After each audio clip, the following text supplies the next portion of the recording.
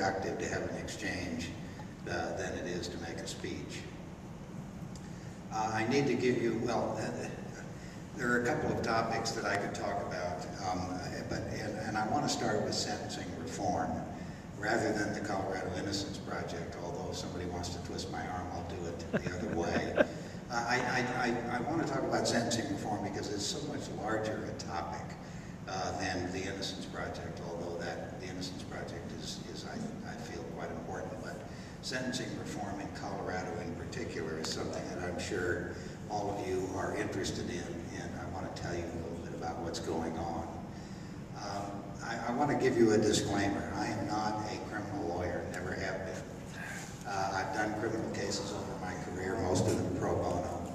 I've done death penalty cases, and I've done other kinds of criminal cases. But I have never, I don't actively practice criminal law. I practice civil law. I'm a litigator in Denver and have been for most of my career. So I'm, these observations are from an amateur who is deeply interested in the criminal justice system. And I'm interested in it because nobody else is. You know, people who are convicted of crimes are regarded as the dregs of society, and nobody gives a damn what happens to them. And so that draws me to those people and to that field. As many of you, I'm just going to give you a little bit of history, sort of a kindergarten history of sentencing policy in the United States for the last 60 or 70 years as a way of sort of introducing what I'm going to tell you about what's going on in Colorado. You know, after World War II and in the 50s and in the 60s, the reigning purpose of criminal sentencing was thought to be rehabilitation. I don't mean that the other purposes weren't important too. They were: confinement, deterrence, punishment. Those other three objectives were important, but there was a great emphasis placed on rehabilitation. Several friends of mine and I took Earl Warren out to lunch when he was, after he had retired as Chief Justice of the Supreme Court, but he still had an office in the Supreme Court building. And I asked him the question, what accomplishment are you proudest of in your career? And he said, the California penal system. And by that he meant rehabilitation as the reigning objective of the system. And those of you who are as old as I am and older will recall that sentences were indeterminate. And indeterminate sentencing was very popular, and not just in California, but in Colorado as well, and many other states. And the object, of course, was to confine people until they were rehabilitated. And so the decision about when to release them was to be based on when they are ready to re-enter society rather than on a fixed term. Well, rehabilitation got a very bad name. And I'm not sure about all the reasons, but among them are that occasionally the prison authorities would make a bad mistake, and they would let out somebody who then goes on a killing spree. And as a result of the sort of lack of measurable success in rehabilitation viewed broadly, that is, if you looked at the entire criminal population, you said, what percentage can you rehabilitate? It's not a huge percentage. And so the goal gradually fell into disrepute. In the 1970s as well, there was an increase in the crime rate in the nation and in Colorado. And this led to a push for what was then called sentencing reform.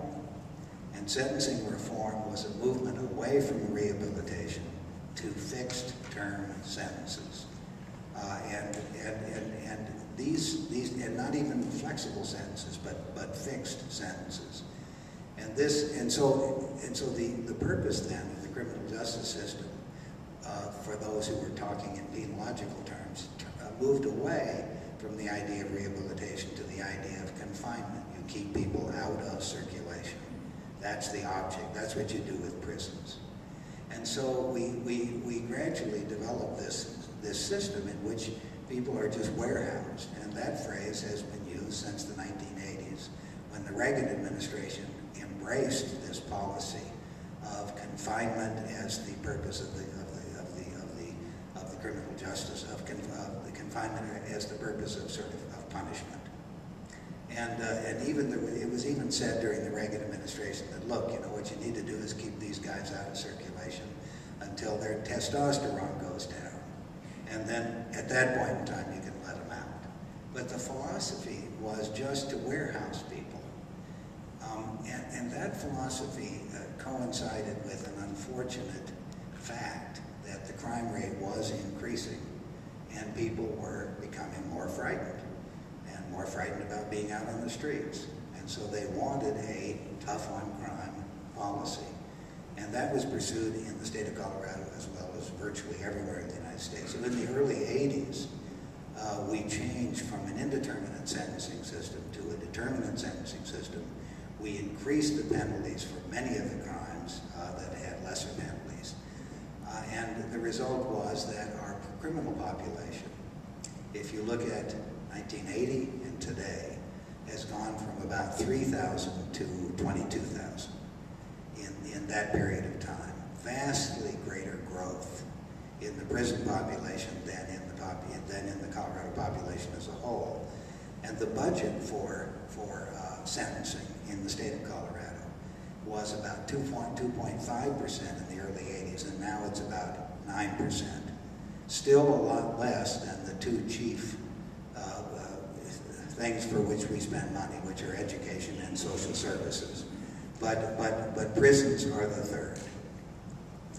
Well, just as in 1980 there was an increase in the crime rate and a period during which rehabilitation had come into disfavor, so at the turn of this century, the crime rate dropped, and it has been dropping since the mid-1990s, and it continues to drop. There are lots of explanations. I don't know why, but it has dropped enormously, sufficiently that the public is no longer as concerned as it once was about the personal safety.